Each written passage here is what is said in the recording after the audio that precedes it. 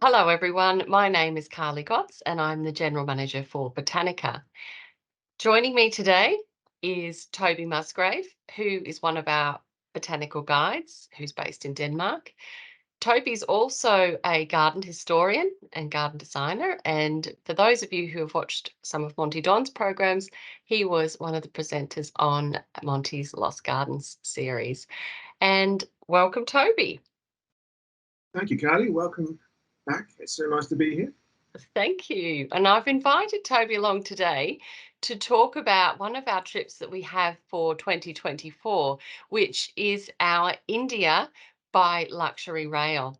And Toby happened to be our botanical guide on our last trip, which happened to be February 2020. And it was the last trip the Botanica operated before COVID struck. So I'm sure it's a good omen to bring it back again in 2024. But tell us a little bit about the trip, Toby, and what you particularly enjoyed. Well, I travelled to India a few times before on my own and with some friends. And travelling in India is, if you're doing it on your own, is let's put it this way, it can be an entertainment and actually really quite hard work. And one of the things that I absolutely found fantastic about this trip was the fact that you're on board this beautiful luxury train, which is incredibly comfortable. And we just got to see so much in the space of 2 weeks, just because you have a train. So the benefits are huge because you arrive straight into the center of a city. You don't have any of the traffic congestion. You park up the train, you get off the train into the bus, you do your day's activities. You have a wonderful day, you come back at the end of the day, you're back on the train, just in time for gin and tonics. And then dinner served on the train, and you go to sleep looking out of the window or whatever of the landscape. And the next morning, you wake up in your next destination. So it's an incredibly easy, safe and hassle-free way of traveling India. And I really don't think there's another way of getting to see so much so easily in such a short space of time. It was really magnificent. Well, I can attest to that because I actually traveled to India on a backpacking journey about 15 years ago with my husband, who wasn't my husband then. And some of our favorite travel stories are from India, because probably for all of the wrong reasons, but it was certainly very, very memorable. And said we had a wonderful time, and it's a very place that's very dear to our heart because I actually got engaged at the Taj Mahal. So we've always said we need to go back, and I think this is a great way to see India. Maybe we'll go back and do it by the Deccan Odyssey, but let's see about that. Yeah, I mean, I think it's such a rich experience. I mean, India is just an amazing place, and it's a sort of sensory, I would say overload because that sounds slightly negative, but it really Yeah. hits all the senses. And I think doing it this way, where by train and also with the guides and the organization of the trip, it just makes what can be a sort of potentially frightening concept of going to India because you hear of all these sort of horror stories of traveling there. None of that. It's just incredibly Mm. easy, but you get the full experience of the culture, the place, the people, the gardens, the history. It's just a great way to see India. And that's right. By traveling by train, you're right in amongst it because you're seeing the landscapes, you're seeing how people live, but you're from the comfort of the train, and that's what we loved. We did a lot of it by road, and just seeing driving through the countryside. It is amazing, and as you say, it is a feast for the senses, and the sounds, the smells, the sights. It's something which does stick with you forever. It certainly does for me. And as I said, it was very positive experience. We did love it, but as I said, it was very memorable, and sometimes the wrong reasons. But it was. You don't have any of those problems when you travel with Botanica on this journey because it is all looked very well taken care of.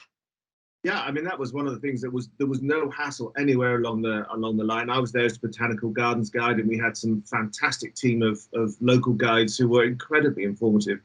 And the way you're looked after on the train as well, it's just amazing. I mean, I just love the concept of bed tea. So, I mean, one of the things I like to do in the mornings was to wake up early, sort of dawn time, and just watch dawn rise as the train's traveling through the Indian countryside or coming into the cities. And as you said, you get to see a whole different way of perceiving the country from trains. I've done that with other Botanica train trips as well. It's just a lovely way to see it. But then you know, there's a little knock on the door, and there comes your cup of tea with a couple of ginger biscuits. So and just so civilized. I mean, it was just wonderful, and the accommodation on the train is also really good. So the couchette I had, or cabin, was twin beds. Then there's an ensuite shower and a bathroom. You know, water's provided for you, so there's no need to sort of worry about, am I going to catch tummy bugs or anything like that. So everything was taken care of. And one of the other things I really enjoyed about it was that they had two menus every day. So you could have a Western option if you liked, or there was a local food Indian option. I just love Indian food, so it was always the Indian option for me. But what I loved about that was, as we traveled through India, so the menu changed to reflect the local cuisine. So that was another whole experience in its own right, which I really enjoyed. Oh, fantastic! And that is such a great bonus, is you can choose, and you don't have to have Indian food all of the time. Although I love it as well, and I could certainly eat it every day. But you do have that choice. Now, I believe you put together some holiday snaps of the trip that you did to share with us today. So I'd love to see some of the highlights of the trip that you did with us. Sure, no, it was really fun actually. I mean, as you mentioned, it was the last trip before COVID for Botanica and for myself also. So yeah, I just put a few slides together based on the trip, in the chronology and the order that we visited it, which will be the same as in 2024. So the first picture is just the logo on the side of the trip, on the side of the train, and this is the route when we come. This is from the 24 website brochure. So the trip really starts in Mumbai, and it's a west to east trip, taking in the full width of India. So we start in Mumbai for a couple of days, and then we move up through Udaipur to Jaipur to Delhi to Agra to Varanasi, which was an incredible place. Then up to Darjeeling by a little steam train, have a couple of days in Darjeeling, fly down to Kolkata, and have some experiences there. So yeah, let me just share you a few pictures of the trip. So first one, this was dawn. As I said, I like to get up early and have a look. So this was dawn in, what was this? Yeah, it was dawn in Mumbai. This is from the hotel we stay in, and this is looking down over the famous Gateway of India. Very comfortable hotel, and just an overview of the city.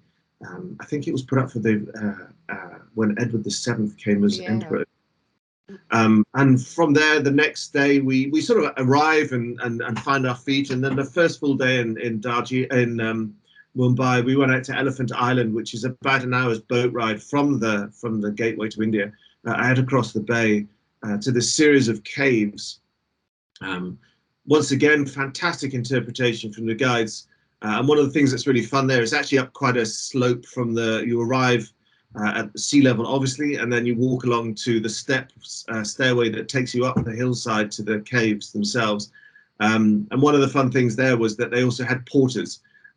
So you could sit on a palanquin and be carried up these stairs. And that was quite an experience in its own right.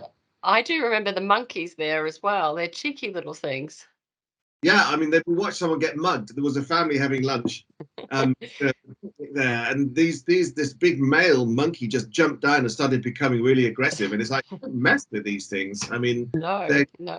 Teeth. And then yeah, the family just descended, grabbed all the Cokes and crisps and sandwiches, and then disappeared up a tree and looked really smug. Yes, they are cheeky monkeys. Yeah, which wasn't so clever. So that was a really, again, the cultural immersion there. I mean, you go to these caves. I'd been there before on my own when I was in India once, and you sort of read up in the guidebook, and it's just not the same as getting a guide who really knows the culture and the history and explains what's going on in these caves. And that was one thing that came up over and over again, was you start off with some knowledge about these places and the history, but the guides just so bring it to life when you're in the place. And that's one of the things I find incredibly enriching and rewarding about the whole itinerary, but also the mixture within it, the sort of the culture, the history, the food. I mean, the gardens I do know about, but we also saw some fantastic gardens and fantastic sort of experiences as well, sort of with the people there. So another thing we did that was really fun in Mumbai. This was the morning before we got on the train, so the afternoon. So the first day we did the Elephant Island, then the second day we had a morning round. We did a couple of things in the morning, then boarded the train in the afternoon. So one of the things we did early in the morning was we went to the local vegetable market in Mumbai, which was just again one of these sensory explosions, if you like, the sounds, the smells, the sights, the colours. And this is where the locals go shopping. So it was it was a full on, Yeah, really. absolutely. And seeing so And many different varieties of fruits and vegetables, which we just don't see. It's just just, yeah, extraordinary. beautifully presented. And there was sort of haberdashery bit, so it was just really good fun. Excuse me, to go see. And the other so that was a sort of very local cultural thing, but one of the other sort of more historical aspects of it was to go visit the house that Gandhi stayed in when he was in Mumbai. So that was in rather a nice suburb of Mumbai. The other thing that's interesting, as I said, we go by train, so the long distance travel is very, very straightforward and calm and easy. But doing the bus trips around the towns is also a sort of a real experience. I mean, if you get stuck in the traffic or you're trying to navigate Mumbai at lunchtime or something, or rush hour, that whole sort of juxtaposition, very calm train with compared to very chaotic traffic, is interesting. Which is also why I really hammer home that point, that to do what we do in 2 weeks, you just could not do it any other way without horrendous stress in trying to get to airports, getting around airports, and this, that, and the other. So Gandhi's house was just an experience to see where the great man stayed when he was in Mumbai. And then that afternoon we boarded the train, which again was another. Oh, I beg your pardon. We also went to the Ghats. We went to the washing Ghats. So one of those experiences that is part of the itinerary, which is something that you'd find very difficult to do on your own, just because it's not because it's unsafe or anything like that. It's just because you just get lost in the maze of little houses and what have you. But it was a very nicely organized experience to see how the local washer people do the washing, and it's still a tradition. Not many people have the washing machines in India. You give your washing to the dhobi wala. It's taken away, it's washed, it's dried, it's pressed, and brought back to you. So once again, an interesting part of contemporary culture within India. And then we got on board the train, and you can see how long the train is. We were part of a bigger number of people on the train, so Botanical had its own carriages, and there were other groups also on the train. But the whole send-off was just so Indian. It was just so colourful and noisy and just mildly chaotic, but that's just part of we didn't Part of have the that. experience, yes. But we had a big dance performance. We were greeted. We sat down. They gave us this great welcome. And then our first day was in Udaipur, and the same thing. What they do is when you arrive in one of these cities, the train stations are in the middle of the city, as I said, but they also tended to give us a private platform, so you didn't have to fight your way through the rush hour hordes, if you like. So you come in, it's very civilized, it's very easy to get off, there's always a welcome, some of the lovely local dancers here in Udaipur, and then it's onto the bus, air-conditioned buses, of course. Everybody's provided with bottled water, so there's no worries there. In Udaipur, we had a couple of lovely experiences. One was the city palace, perched on top of a hill. And just to walk around and see this beautiful Mughal architecture, and then the view down over the Lake Palace, which is now a hotel, but you may remember was featured in one of the James Bond films. Yeah, I think it was. And we were lucky that they'd done some restoration, and there'd been years when, for various reasons, the lake had actually been pretty much empty, but they'd done repairs and there'd been enough rain, so it was as it should have been. So we also went to a lovely little garden in Udaipur. One of the less well-known ones in India, Saheleon, I pronounced it wrong, Bari Gardens. It was the Queen's Garden, and we happened to arrive just as the sun was setting, so there was this lovely soft light, and a mixture of sort of some quite Victorian aspects to it, particularly the water is there and some of the lanterns. But there's some Mughal influences as well. We'll talk about those a little later on. And a lovely plant collection. That was just such a full day. And moving on to Jaipur, this was one of the highlights for me. I'd long wanted to go to the Amber Fort, or Amber Fort, depending on how you wish to spell it. So that's up on top of the hill, and that was one of the interesting historically, because it was created by a Maharaja who was, as I believe, Hindu, but was under the control, if you like. He was a subservient to a Mughal emperor. So even though it wasn't a Mughal stroke Islamic creator of the garden is of that style. And part of the garden is this wonderful sort of terraces which are actually set in a lake. And then within the palace itself also there's a series of beautiful Islamic gardens set within a series of courtyards within the palace. Sometimes you see the gardens are not particularly up to, say, Western standards in terms of maintenance, but the ones that Jaipur certainly were well planted. The water features were there. They weren't running the day we were there. But you start to see this Islamic culture that came in with the Mughal emperors, Babur being the first who conquered Afghanistan in the early 1500s, and then moved down into the Indian subcontinent. One of the other things we saw in Jaipur, this was another of the very busy days. We were busy on these tours. Yes. The Palace of the Winds, which may be familiar as a photograph, that was kind of odd because this photograph it's actually on a main street now. So you see the facade of the Palace of the Winds, but it's actually, you stop the bus on the side of a main road, you don't enter into that. We did go into the palace, one of the other palaces there as well in the Jaipur day. And I think it was we made one other visit that day, which was to the incredible observatory, the Jantar Mantar Observatory. And this was one of the emperors who was very much into a bit of astronomy and astrology.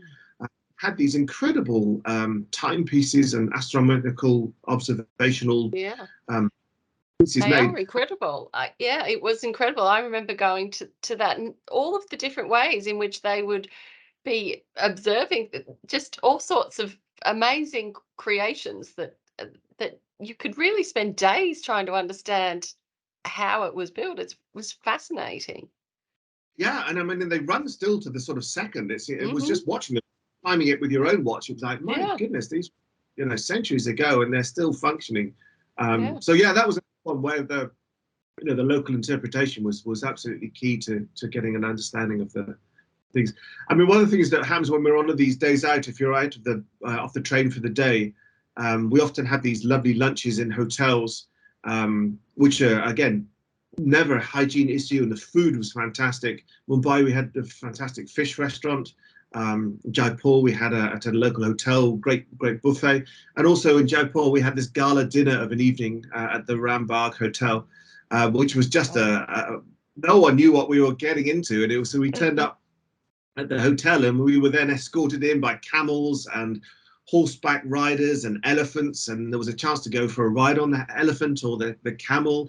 And we had the dinner on the lawn. There was performances and fireworks. It was like, you really did feel like you were being treated like visiting royalty or some sort of rock star. It was, how amazing. And then we moved on to Delhi, which was once more a very full day. And we got to see some of the gardens. So Humayun's tomb. Humayun was the second of the Mughal emperors. And this was one of the examples of a tomb garden. So the Mughals tended to bury their emperors in a mausoleum such as this, which was then set at the center of a garden. So this had been basically fallen into ruin, had been restored a few years back. I guess about the early part of the noughties. It was been fully restored, very much with the input of the Aga Khan Trust for Culture. So to see the mausoleum itself was excellent, and then to see the garden that had been restored. I remember talking to someone who'd worked on the project, and they said it was amazing how they designed this or built it in the first place, that even with modern day laser technology, they had real problems getting the gradients right on the little rills that the water runs down. It's like a 1 degree slope or something. It's incredibly short, small degree slope. And talking about how they did it back then. So one of the things I find is it's just you go to these places and yes, they're beautiful, but then you look at them a little bit more closely while you're there and you just gasp at the skills and the technology that was employed in building these amazing things, including the gardens. And this one's an interesting one because Humayun's tomb was juxtaposed with a contemporary garden, the Sunda Nursery. So Humayun's tomb is right next door to the Sunda Nursery, which is was funded and the project undertaken by the Aga Khan Trust for Culture. So it's very Mughal in its influence, but it's a contemporary garden. And one of the things that's been great in this project, as similar to what they did in Cairo with the Al-Azhar Park, is that they've used new gardens as a stimulus for urban regeneration and urban improvement. So there's a really interesting story to tell, as well as enjoying this lovely contemporary style garden. I love the water feature, the little double maze at the bottom. Yeah. Of course, Delhi's the capital. And one of the great highlights and one of the reasons why the trip is at this time of year is to visit this, which is the gardens that was designed by Sir Edwin Lutyens for what was then the Viceroy of India's palace, now the President of India's palace. You can see the name of there. I'm not going to even try pronouncing it. And it's only open in the month of February to the public. So one of the reasons for the timing of the trip is to fit in this trip. This was actually taken with my phone. They don't allow cameras in there for what reason I don't understand, but everybody goes in mobile phones on, so you take pictures which are equally good quality. But it's just a stunning garden, and it's Lutyens at his finest, and this sort of mix of again Mughal influence with Western culture, lovely sort of hybrid. The other thing about traveling in February is that the climate and the temperatures are absolutely bearable. It's just very pleasant. I've been to Delhi in May, and it's 45 degrees can be, and it's just sweltering hot. But February time, it was delightful. I guess this one was quite early in the morning, just lovely. And again, Fatehpur Sikri, I can remember going to Fatehpur Sikri and melting. But this was another example of a wonderful trip where, you know, the train stops at a Fatehpur Sikri station. We get on a little bus, and it's a 10-minute ride up to the town. This was one of the forts, palaces that was built. I forget which emperor it was, which was the Mughal, but he was told to build a palace there if he wanted to have a son, which he did. But then they had to abandon it because there wasn't sufficient water there. But there's this lovely red sandstone, and the intention to detail in the architecture is just something to you wander around and sort of your jaw open just looking at the beauty of these places. Yes, it's really beautiful. Also, the day we went to Fatehpur Sikri, we took the train into Agra, and in the afternoon we went to see the Red Fort. And obviously this isn't the Red Fort, but from the Red Fort you get to see the Taj Mahal for the first time. There's a rather sort of poignant story of, I think it was Shah Jahan who had the Red Taj built for his beloved wife.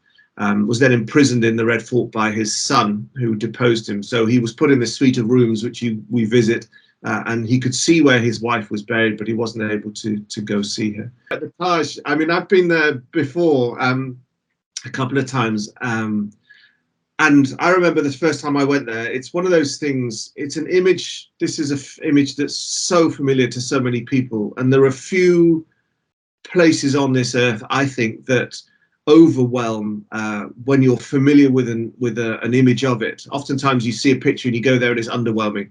This is overwhelming. You walk through the sort of big entrance gate and your jaw really does drop. It is so ethereal, and it's fun just to watch. You do it yourself, and then you watch other people, and they go, and then they walk in through the gate and get their first sight. It's like, oh my God, this is just so beautiful.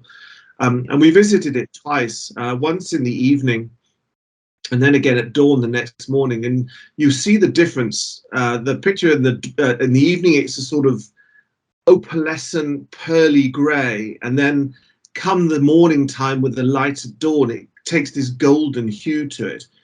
Also nice in the dawn because it's not quite so busy if you get there really early. But there's just nothing you can say about the Taj Mahal except it's just exquisite. The gardens are fantastic to see too. it's not as it should be. It's one of those that hasn't been restored quite properly yet. Actually, better restored is the next picture on the other side, because the other thing that we do is to go and see the Taj from the other side of the river. I mentioned the way that the mausoleum, which is the beautiful building, was built in the middle of the gardens. And when you go to Taj Mahal, you wonder, this is not right, because the Taj is at the end of the garden. You think it floats above the river Jamuna. And that's what people were sort of wondering, why is it like that? That's unusual. And then about, again, the mid-90s, I think, they discovered this, which is the Mehtaba, which means the moonlight garden. What had happened is that the river had broken its banks and basically covered the garden in about sort of 8-9 feet of mud, silt. And then it was uncovered. And what they found was this garden with this amazing large, it doesn't have water in it now, sadly, pool. And there was always this rumor that there was supposed to be a black Taj was going to be built by Shah Jahan on the other side of the river to mirror the white Taj that his wife was interred in. And they're both actually in the Taj. And basically, the black Taj was the white Taj at night by moonlight, reflected in the pool of water in the Mehtab Bagh. And they've restored that garden quite well. And it's one of those ones that's very unvisited, but actually you get a really good idea of what a sort of a bostan, an orchard garden would have been like. So you get a very different view of the Taj also from there. So Agra is just one of those places that's amazing. We move on to Varanasi. And here it was another early start, a dawn boat trip down the Ganges, which was one of those things that, again, it's just amazing to see life coming to a city early in the morning, how people start their day and the colour coming up with the dawn light. And obviously this is where they have the burning ghats, the cremation sites. And we sort of floated down the river for an hour or two and then stopped and had breakfast on a roof terrace, again watching the people going about their daily life. Walked through the town, walked through the market. And then for me, one of the highlights of the trip was actually this. We took a rickshaw ride through the town, and I videoed the whole thing, and it's just like, it was just such a hoot. It was like, whoa. It was just such a good fun, and just to get so much fun. Yes, another cultural experience, and it was just a total and utter hoot. These guys work hard. They do. It's not an easy job. No, and the other thing I should say is that Varanasi did have a reputation for being really quite a dirty and grubby place, but it's really been cleaned up. So once again, it's a really safe, easy trip. Moving on, we ended up leaving our train, which was a sad goodbye because it was a lovely home for the best part of 10 days, I think it was. And then we took this, which is one of the little miniature gauged steam trains up the hill to the old hill station of Darjeeling. This is one of the things that actually one needs to bear in mind, because this is February, remember, and while you're on the plains, it's actually quite hot. But when you get up to altitude of Darjeeling, it's actually quite cold in February time. So one has to remember to pack appropriately. This was one morning where we had quite a good view.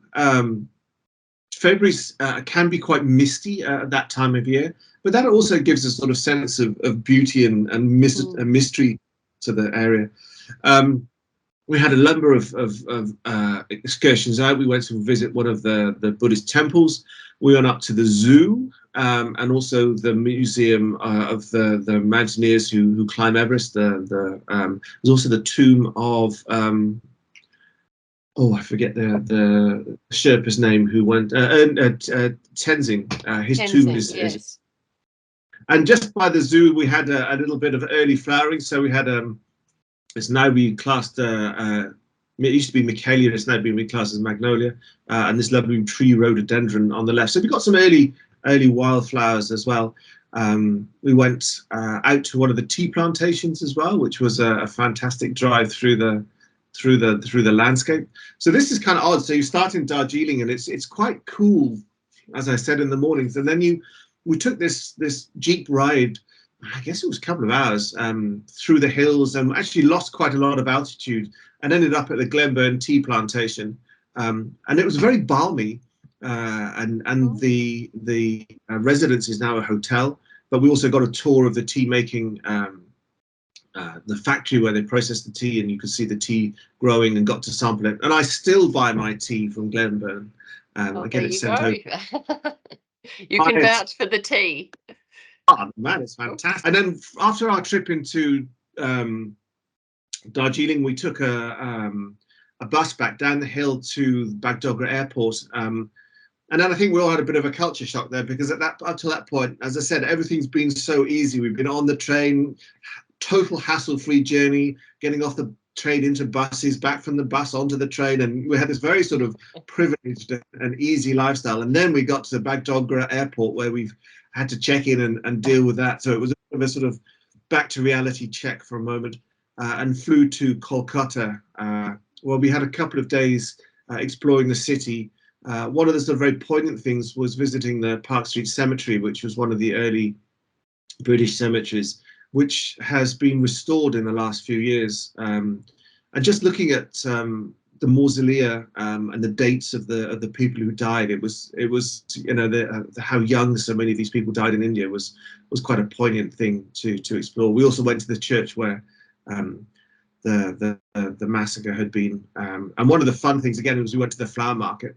And just once again, that sort of early morning experience with the color, the noise, the people, everything that's going on, the smells of the cooking, the food on the side of the streets, and these amazing flower wreaths that are being made for the puja, the ceremonies, bunches of flowers, and just an incredible experience to see that. And once again, as in beginning at Kolkata and Mumbai and in Kolkata, we finished the trip in an extremely nice hotel before flying, sadly departing India and coming back. So yeah, just to reiterate, it really is an amazing amount of India to be seen in a really short space of time. And you come away sort of, you need almost like a week lying in a dark room just to reflect on everything that one has seen. It's such an amazing experience. And I would say for anybody who has any nervousness or sort of recalcitrance about going to India, thinking that it's going to be a crazy place, and I'm just not up for that. This is as easy as taking a train trip through Europe, but with the interest and craziness that you observe, but you're not part of India, which is itself is part of the amazing experience of the country. And yeah, I'm just blown away by how much we saw and how fun it was. It really was a special Taking trip. me right back at least 12 years there. So many of those places I visited on my trip as well, and it really has as I said, it is a feast for the senses, and it does burn into your mind some of these images, and it's fabulous. It really is such a special place to visit, and it is a privilege to be able to see it, and just to meet the people as well. Is so friendly, so happy with life, and industrious. Like there is ability for them to be making money in doing all sorts of things, and it's ingenious. And I really enjoyed meeting the locals, seeing how they lived, and it's very heartwarming to visit there. And I think, you know, we have on this trip is you have the benefits of the luxury and ease of the train, but you really don't miss out on anything of the culture, the people, the experience. You know, it's just amazing. I mean, I didn't talk about it, but we went to a particular, I remember in Varanasi, we go to various sort of artisans places in Varanasi. We went to one of the silk weavers, and again, the sort of welcome you got and the beauty of the crafts. So you really do get under the skin of India as well. And yeah.